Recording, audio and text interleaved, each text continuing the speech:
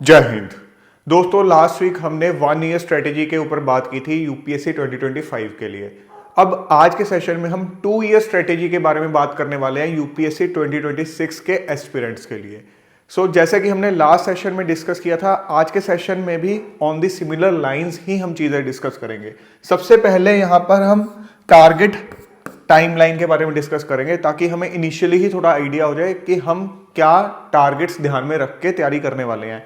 उसके बाद कुछ इनिशियल स्टेप्स आपकी प्रिपरेशन में, जैसे कि हमने 2025 के सेशन के अंदर भी डिस्कस किए थे, आंसर्स टू स्टार्टिंग डाउट्स। क्योंकि जब आप 2 साल की स्ट्रेटेजी रखते हो तो कई चीज़ों पर आपको डाउट होता है कि कौन सी चीज़ मैं कब स्टार्ट करूं। तो जो कॉमन आपके डाउट्स होते हैं उससे रिलेटेड जो आंसर्स हैं उनके बारे में बात करेंगे। कंटेंट फाइनलाइजेशन, कि कंटेंट जो है आपको कहां और किस तरह से फाइनलाइज करना अपना, और उसके अलावा एंड में रिवीजन स्ट्रेटेजी के बारे में हम बात करने वाले हैं। शुरुआत करते हैं सेशन की।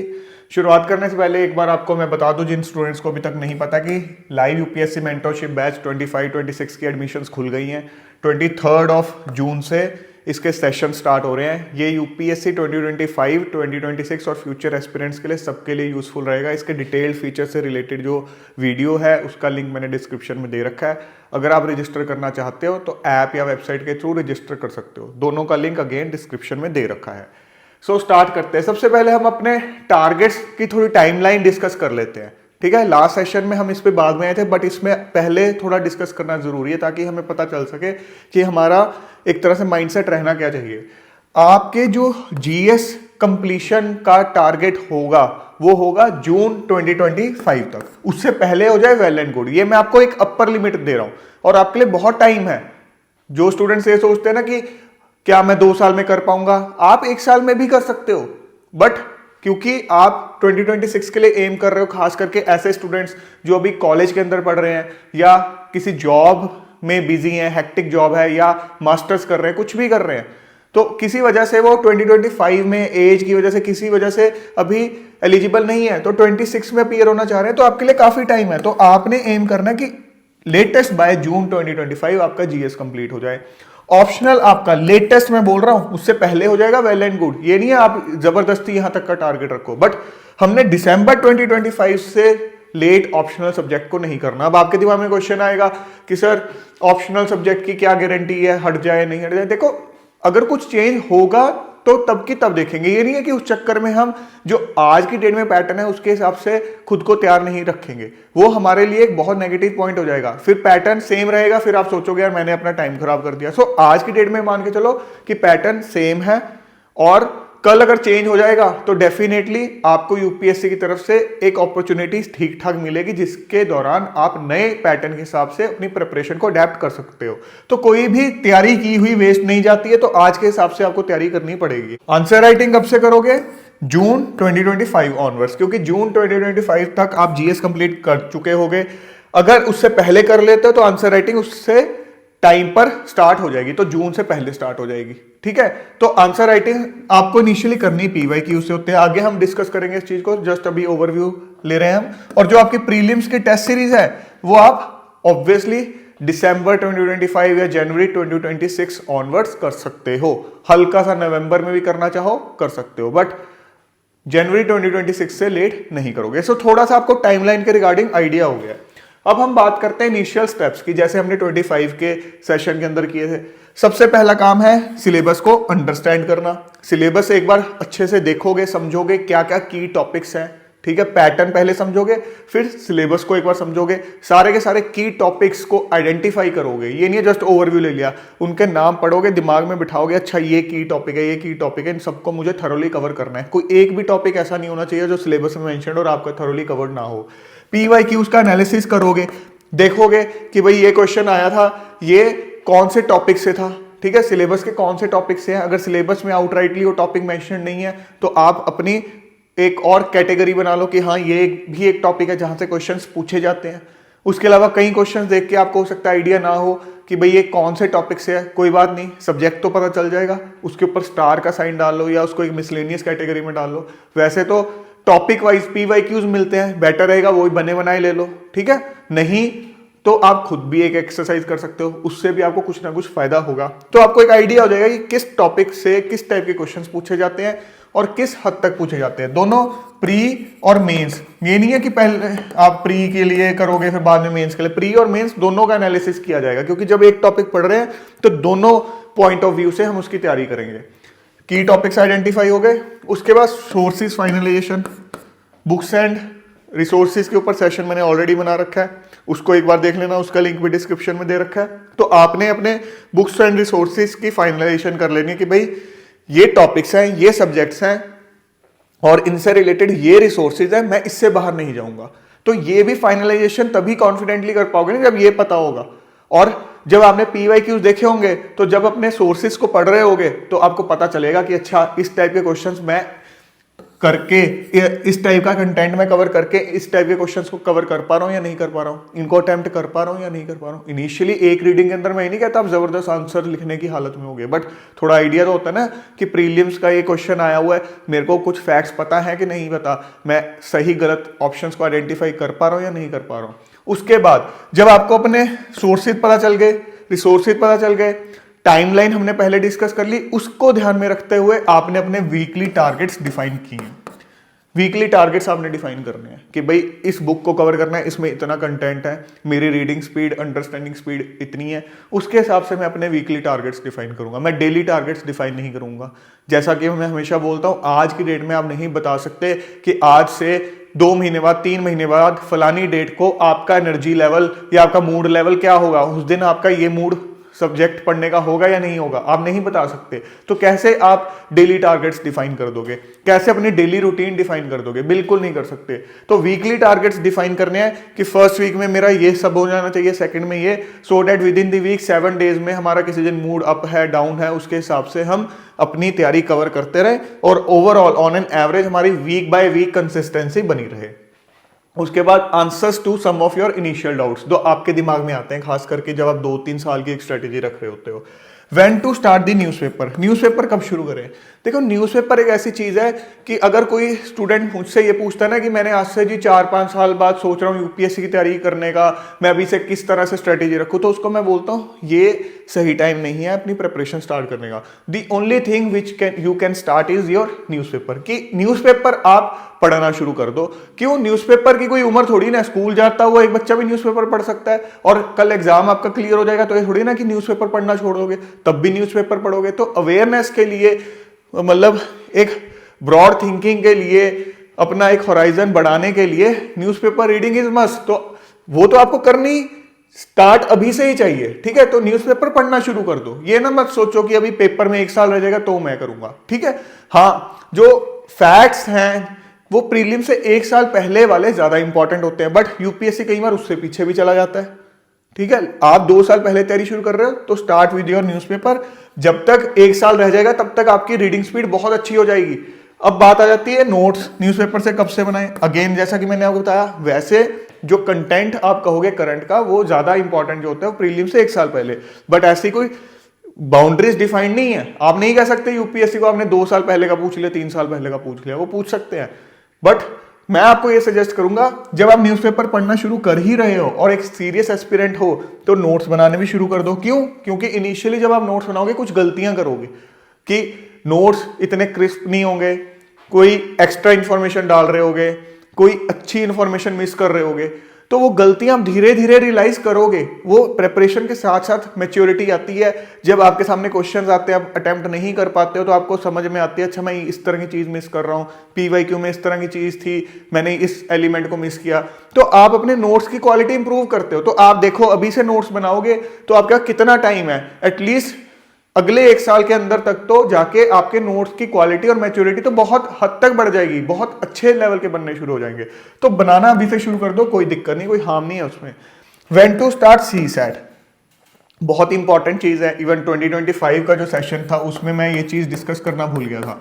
देखो सीसैट एक ऐसी चीज है जो कि आपके प्रीलिम्स में डिसाइडिंग फैक्टर बन जाती है। In spite of your good preparation in GS and optional, अगर सीसैट में कमी रह गई तो यूपीएससी ने आपको कोई चांस नहीं देना है, वहीं पर आपको डिस्क्वालीफाई कर देना है।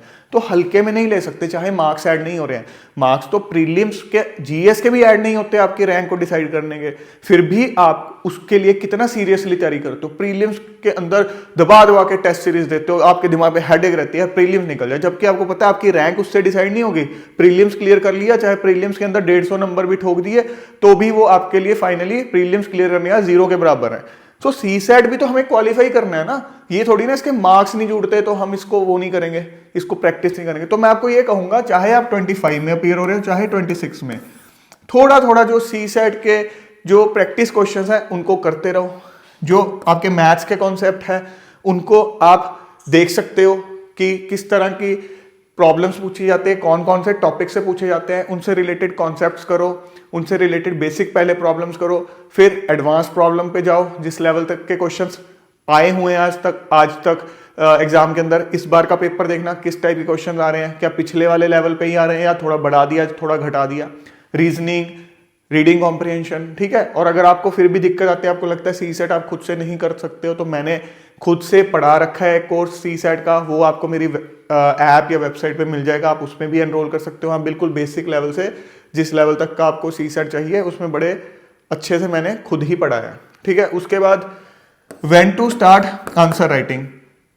सो सी सेट के रिगार्डिंग आई होप आपको क्लैरिटी हो गया कि आपको साथ साथ थोड़ा थोड़ा जब भी मूड हो आपका, यार मैं जीएस पढ़ के बोर हो गया, ऑप्शनल पढ़ के बोर हो गया, बीच में प्रैक्टिस कर ली। इनिशियली जब तैयारी कर रहे हो, आपके पास 2 साल है, ऑल्टरनेट डेज पे हल्का हल्का कर लिया, आधा आधा घंटा, पौना पौना घंटा। बाद में जब 1 साल रह जाएगा तो फ्रीक्वेंसी थोड़ी बढ़ा दो।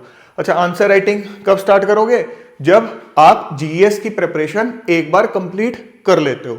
अब सोचोगे आप कि सर हम साथ साथ तैयारी करेंगे और उसके साथ आंसर राइटिंग अगर नहीं करेंगे तो हमें कैसे पता चलेगा कि हमारी तैयारी हो भी रही है? बिल्कुल सही क्वेश्चन है, बट आपने करना क्या है, जैसा कि मैंने आपको बताया कि पीवाई क्यूज का एनालिसिस आपने पहले करना है। अब आपने एक टॉपिक पढ़ना शुरू किया, मान लो पॉलिटी का, अब उससे रिलेटेड आपने पीवाई क्यूज पे नजर पहले मारी होगी कि भाई प्रीलिम्स में क्या पूछा था, मेंस में क्या पूछा था। उस टॉपिक को, उस लाइंस पे आपको पढ़ना है कि आप इस तरह की इंफॉर्मेशन एक्सट्रैक्ट कर सको जैसा यूपीएससी पूछता आया पिछले कई सालों के अंदर। और पीवाई की उसका कितनी देर का एनालिसिस करना है?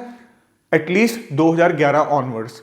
पहले इतना तो कर लो, फिर हम उसके बाद का भी करेंगे। और एनालिसिस पीछे की तरफ नहीं होगा कि पहले 24 का कर रहे हो, फिर 23 का, फिर 22 का, ऐसे नहीं होगा। 11, 12, 13 से चलते चलते 2024 तक का आप एनालिसिस करोगे।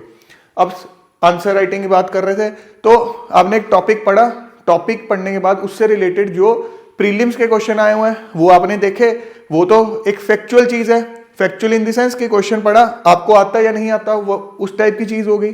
आपको लगा कि हाँ कोई इंफॉर्मेशन आपने मिस की है बुक पढ़ते हुए, टॉपिक पढ़ते हुए, तो आप उसको ऐड करो, गूगल से ऐड करो, जो गलत ऑप्शंस भी हैं वहां से भी ऐड करो। अब जो मेंस का क्वेश्चन है उसका आंसर आपने लिख के नहीं देखना है कि हाँ मैं बैठ के आंसर लिख के देखूंगा उस टाइम पे। जस्ट क्वेश्चन पढ़ा, अपने दिमाग में कुछ पॉइंट्स रिकॉल करने हैं कि ये टॉपिक मैंने पढ़ा है, क्या मैं इससे कुछ पॉइंट्स निकाल सकता हूं? क्या जो करंट में मैं न्यूज़पेपर पढ़ रहा हूं, क्या मैं कोई एग्जांपल इससे रिलेट कर सकता हूं? उस हिसाब से आपने इनिशियली तैयारी करते हुए जीएस की आंसर राइटिंग की अप्रोच रखनी है। आंसर राइटिंग की नहीं, मतलब मेंस के जो क्वेश्चन हैं उनको एनालाइज करने की अप्रोच रखनी है। और एक बार आपका जीएस कंप्लीट हो गया तो आपने उसके बाद पीवाई की उससे आंसर राइटिंग स्टार्ट करनी है। सीधा ही कोई टेस्ट सीरीज वगैरह पे जंप करने की जरूरत नहीं है। How to approach essay preparation, इसकी कोई स्पेशल प्रिपरेशन नहीं होती है। एसे के रिगार्डिंग कुछ इंपॉर्टेंट एक चीजें होती हैं, रूल्स होते हैं जो कि आपको ध्यान में रखने की, भाई ऐसे इस तरह से लिखा जाता है। एक अलग से डेडिकेटेड सेशन भी उस पर बना लेंगे, डिस्कस कर लेंगे। कंटेंट सारा वो होता है जो आप न्यूज़पेपर के थ्रू, जीएस के थ्रू पढ़ रहे हो, वही कंटेंट यूज होगा। जस्ट एक फॉर्म अलग होती है एसे को लिखने की। एसे के लिए अलग से कोई प्रिपरेशन की हेडेक नहीं होती, आपके साथ साथ प्रिपरेशन हो रही है। जब आपकी प्रिपरेशन कंप्लीट होगी, बीच में किसी दिन मतलब आप लगा सकते हो फोर्टनाइटली या 10 दिन में एक बार आप फ्री टाइम में ऐसे एक लिख के देख सकते हो, जस्ट कॉन्फिडेंस बिल्ड करने के लिए। और इसके लिए कोई स्पेशल आपको अलग से एफर्ट करने की जरूरत नहीं है। अब आ जाती है बात कंटेंट फाइनलाइजेशन, वो कैसे करें। हर टॉपिक को आपको पहले एनसीईआरटी बुक से पढ़ना है, और एनसीईआरटी ऑब्वियसली काफी नहीं होगी, जस्ट एक बेस तैयार करेगी। उसके बाद रेफरेंस सोर्स से आपको उसको पढ़ना है। वो एक बुक भी हो सकती है, वो किसी कोचिंग इंस्टीट्यूट का मटेरियल भी हो सकता है। तो आपको जस्ट ये इंश्योर करना है कि वो टॉपिक से रिलेटेड जो PYQs हैं वो आप आंसर कर पा रहे हो या नहीं कर पा रहे हो, ये चीज आपको इंश्योर करनी है। उसके लिए NCERT प्लस रेफरेंस मटेरियल, वहां से आपको नोट्स एक्सट्रैक्ट करने हैं। उसके बाद जैसे मैंने बोला check your content from PYQs, कि भाई PYQs से चेक करो क्या आपका कंटेंट काफी है जो आपने अभी एक्सट्रैक्ट किए नोट्स PYQs को आंसर करने के लिए। नहीं लग रहा तो गूगल करो उस टॉपिक को, जो क्वेश्चंस आ रखे हैं देखो कहां कहां से आए हैं, किन चीजों के ऊपर आए हैं, वो सब ऐड करो। उसके बाद add relevant content from current affairs, newspaper के अंदर कुछ भी आ रहा है, आपने पॉलिटी में स्टैटिक में कुछ भी पढ़ा था, न्यूज़पेपर के अंदर कुछ भी रिलेट हो गया उससे, तो न्यूज़पेपर का वो कंटेंट उठा के जहां पर आपका वो स्टैटिक पार्ट वाला कंटेंट है वहीं पर उसको ऐड करो। ये नहीं है कोई चीज कहीं लिख रहे हो, करंट अफेयर्स के नोट्स अलग बन रहे हैं, उसके अलग बन रहे हैं, फिर चीजें कनेक्ट नहीं हो पाएंगी, इंटीग्रेट नहीं हो पाएंगी। उसके बाद जब आप टेस्ट सीरीज दोगे, प्रीलिम्स की टेस्ट सीरीज दोगे, बाद में मेंस की दोगे, तो कई नई चीजें आपको तब पता चलेंगी, हाँ ये क्वेश्चन नहीं मुझसे हुआ, कोई नई नॉलेज मिलेगी, उससे रिलेटेड चीज आपने ऑलरेडी पहले कवर कर रखी होगी बट पूरी तरह कवर नहीं की होगी। अपने नोट्स को वहां अपडेट कर दो, जो भी नई चीज पता चल रही है। सो इस तरह से करते हुए एंड तक जाते जाते आपके बहुत हाई क्वालिटी के नोट्स रेडी हो जाएंगे। और नोट्स बनाते हुए अपनी ही कंफर्ट के हिसाब से आपको नोट्स बनाने हैं। ये नहीं सोचना कि किसी को समझ आए ना आए, आपको समझ आने चाहिए, बिल्कुल क्रिस्प और जितने शॉर्ट हो सकते हैं, ठीक है। टारगेट्स कंप्लीशन की ऑलरेडी हम बात कर चुके हैं, इसको मुझे नहीं लगता अब दोबारा अभी रिपीट करने की जरूरत है। उसके बाद हम बात करते हैं रिवीजन स्ट्रेटेजी, जो कि बहुत इंपॉर्टेंट है, एक डिसाइडिंग फैक्टर बन जाता है। PYQs एनालिसिस, रिवीजन स्ट्रेटेजी, ये दोनों चीजें आपके लिए बहुत बड़ा डिसाइडिंग फैक्टर बन जाती हैं। Periodic partial revision of GS अब से लेके जून 2025 तक, मतलब जब तक आपकी GS कंप्लीट नहीं होती तब तक ऐसा नहीं है कि कंप्लीट करते जा रहे, आगे बढ़ते जा रहे, पिछला रिवाइज ही नहीं कर रहे। सो जो पार्शियल कंटेंट आपने कवर किया भी है उसकी रिवीजन साथ साथ आपकी चलती रहनी चाहिए, वीकली बेसिस पे, मंथली बेसिस पे। सो जो भी करते कवर जा रहे हो आप वो रिवाइज करते चले जाओगे, आगे से आगे आपका जो रिवीजन करने वाला एक आपके पास ब्लॉक होगा वो बढ़ता चला जाएगा। समझ रहे हो ना? ऐसा नहीं है जो हमने पहले महीने में किया उसको पहले महीने में रिवाइज करके छोड़ दिया, उसकी रिवीजन दूसरे महीने में भी आएगी, तीसरे महीने में भी आएगी, चौथे में भी आएगी, ताकि वो पहले वाला तो जब तक आपका GS कंप्लीट होगा वो तो बिल्कुल सॉलिड हो जाएगा। स्टूडेंट्स यूजुअली क्या करते हैं, जो पहले वाला पढ़ा वो जब तक आखिरी GS के पार्ट पे पहुंचते हैं तब तक पहले वाले के रिगार्डिंग कॉन्फिडेंस खत्म हो जाता है। आप इस स्ट्रेटेजी के हिसाब से चलोगे तो जो पहले वाला होगा उसके रिगार्डिंग तो आपका कॉन्फिडेंस हाईएस्ट होगा। उसके बाद जब जून 2025 हो गया, आपकी GS कंप्लीट हो गई, उसके बाद periodic revision of full GS, पूरी GS की पीरियोडिक रिवीजन आपको करते रहना है।